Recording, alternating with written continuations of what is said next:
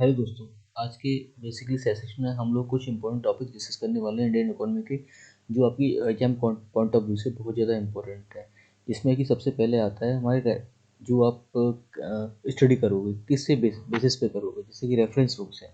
तो इसमें मैंने लिया कि एन सी आर टी दो एन आपके लिए बहुत ज़्यादा इंपॉर्टेंट है। सबसे पहले एन है 11th की, फिर उसके बाद 12th की। 11th में इंडियन इकोनॉमिक डेवलपमेंट आती है, जो कि बहुत ज़्यादा इंपॉर्टेंट है। ठीक है, ये आपको थोरोली करनी ही करनी है। सेकंड जो मेंस तक भी आपको हेल्प करेगी। ओके, सेकंड वन है 12th की, जिसमें इंट्रोडक्शन ऑफ मैक्रो इकोनॉमिक्स है। मैक्रो इकोनॉमी के जितने भी पॉइंट्स हैं, जितने भी की कंसेप्ट्स हैं, उसमें हम आगे डिस्कस करेंगे, लेकिन आपको ये बुक कंप्लीट करनी है। ठीक है, एनी हाउ। ठीक है, उसके बाद है न्यूज़पेपर में इस तरह से कि इकोनॉमिकली पॉइंट ऑफ व्यू जो एडिटोरियल आते हैं, तो बिजनेस पेजेज होते हैं, जिसमें बहुत ही सेलेक्टिव आपको पढ़ना है। ठीक है, सारा नहीं पढ़ना, सेलेक्टिव पढ़ना, ये ध्यान रखना।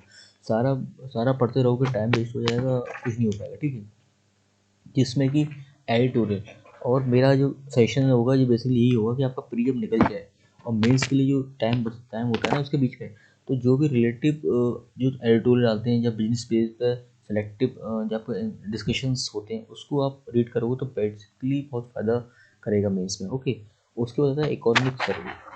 अब इकोनॉमिक सर्वे जो होता है कि बहुत ही इम्पोर्टेंट है। क्यों इम्पोर्टेंट है? इसमें कई सारी पॉलिसी नई डिस्कस होती हैं, कुछ न्यू कीवर्ड्स जो इंट्रोड्यूस होते हैं, वो कीवर्ड्स आपके बहुत बेहद इंपॉर्टेंट है, मान के चलो एक तरह का। ठीक है, वो डायरेक्ट प्री में आती है, और कभी मेंस में भी उनका जो क्वेश्चन होता है, जो पैराग्राफ में जो उनका मतलब देखिए हेडिंग्स होती हैं, वो डायरेक्ट क्वेश्चन उसका मेंस में आपको मिल सकता है। ठीक है, और काफ़ी क्वेश्चन आ चुके हैं। अगर हम आगे हमारे नेक्स्ट सेशन में इनको डिस्कस करेंगे, डेफिनेटली डिस्कस करेंगे। ठीक है, आगे देखते हैं लिस्ट ऑफ टॉपिक्स। कुछ इंपॉर्टेंट टॉपिक्स हैं जो कि सिलेबस के ही रिगार्डिंग है सारे, जो कि आपको जो हम डिस्कस करेंगे वो आपको भी ध्यान में रखना है। ठीक है, सबसे पहला introduction to Indian economic structure, कि इंडियन इकोनॉमी का स्ट्रक्चर क्या है हमारा, उसकी पॉलिसीज का है, किस तरह से एग्जीक्यूट करता है। ओके, सेकंड वन है ओपन इकोनॉमिक कंसेप्ट। इसमें सबसे ज़्यादा इंपॉर्टेंट आता है बैलेंस ऑफ पेमेंट।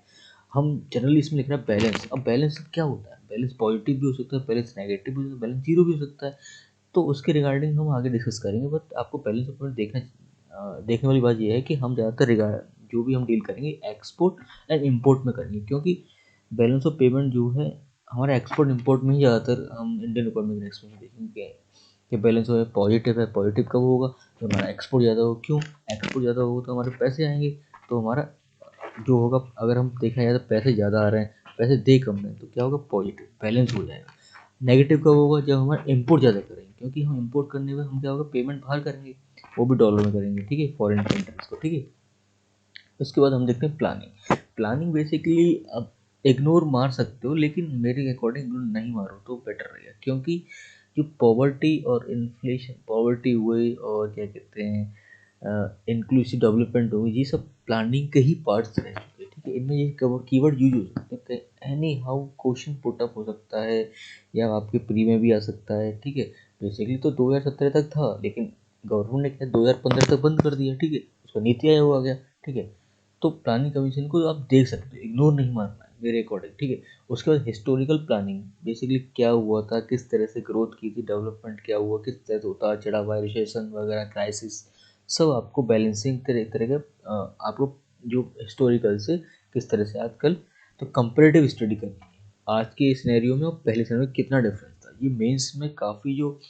कंपेरेटिव आप स्टडी करते हो ना, बहुत अच्छा फायदा करेगी मेंस के आंसर राइटिंग्स में। ओके, उसके बाद प्री 90s इकोनॉमी। ठीक है, जिसमें कि आपको देख रहे हो एलपीजी, लिबरलाइजेशन, प्राइवेटाइजेशन, ग्लोबलाइजेशन। उससे पहले किस तरह की इकोनॉमी थी, क्या ऐसा रीजन था कि एलपीजी को लाना पड़ा। ठीक है, उसके बाद क्या इफेक्ट्स हुए हमारी इकोनॉमी पर। ठीक है, उससे पहले क्या चल रहा था।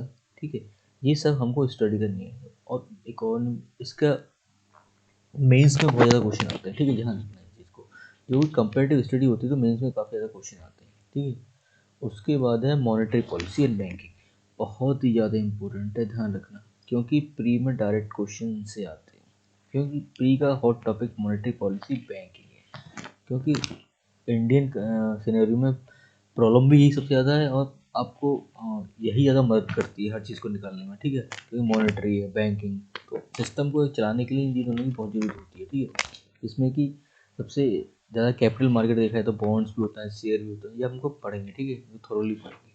उसके बाद अनएम्प्लॉयमेंट एंड पॉवर्टी, जो कि मेंस के लिए बहुत ही ज़्यादा इंपॉर्टेंट है, ठीक है। और यहाँ से भी आप देख सकते हो पॉवर्टी वगैरह की 5 ईयर प्लान से डायरेक्ट कनेक्शन कर सकते हो, ठीक है। और जो इसकी एडिटोरियल जो मैंने डिस्कस किया था, एडिटोरियल काफ़ी ज़्यादा इंपॉर्टेंट है। अगर जो प्री के बाद मेंस के लिए जो ज़्यादा इनसे रिलेटेड जितने भी एडिटोरियल आएंगे वो आप थोड़ी पढ़ना ही पड़ेगा, ठीक है। मेंस में काफ़ी इफेक्टिव रहेंगे। जैसे अगला टॉपिक देखो एग्रीकल्चर, एग्रीकल्चर में भी आप बहुत ज़्यादा इंपॉर्टेंट है। जैसे कि जो भी एडिटोरियल आएंगे या फिर इकोनॉमिक सर्वे में टॉपिक्स हैं एग्रीकल्चर के, जो इकोनॉमिक इशू से रिलेटेड है वो भी बहुत ज़्यादा इंपॉर्टेंट है, ओके। उसको आपको स्टडी करना है, ठीक है। ज़्यादा एग्रीकल्चर में सोशल एस्पेक्ट में नहीं जाना है, क्योंकि इकोनॉमिक्स में आप इकोनॉमिकल इशू को लिखेंगे, एग्रीकल्चर के इकोनॉमिक इशू को लिखेंगे, ना कि सोशल एस्पेक्ट्स को लिखेंगे, ठीक है। वो सोशल वाले टॉपिक्स में लिखेंगे जो भी सोशल के रिलेटेड क्वेश्चन आएगा, ठीक है। अब नेक्स्ट है WTO, IMF और world bank, world trade organisation, international monetary fund, world bank, ठीक है। इन सब के इकोनॉमिकल एस्पेक्ट्स को आपको देखना है, ठीक है, with respect to basically Indian economy, किस तरह से ये इंडियन इकोनॉमी इफेक्ट करते हैं, किस इंडियन इकोनॉमी से इनका जो भी एस्पेक्ट चलते हैं, ठीक है, क्या क्या इनके टर्म्स हैं, ठीक है। बेसिकली वो सारा हमको स्टडी करेंगे, ठीक है। और ये सब सारे इंपॉर्टेंट पॉइंट्स हैं, आपको इनको ध्यान रखना, ठीक है। इसी को लेके हम आगे बढ़ेंगे। और आपको भी ध्यान रखने वाली बात है कि ये टॉपिक्स आपको माइंड में रहने चाहिए कि क्या क्या इंडियन इकोनॉमी रिलेटेड है, ठीक है। बेसिकली चाहे आप यूपीएससी लो या स्टेट पीसीएस लो, इनसे ही क्वेश्चन आते हैं, यही सिलेबस है, इसके अंदर ही छोटे छोटे टॉपिक्स हैं, बहुत बड़ा सिलेबस है इसके अंदर। ये तो मैं ऊपर ऊपर का सिलेबस बताया, ठीक है। तो नेक्स्ट सेशन में आगे डिस्कस करेंगे, ओके। Thank you.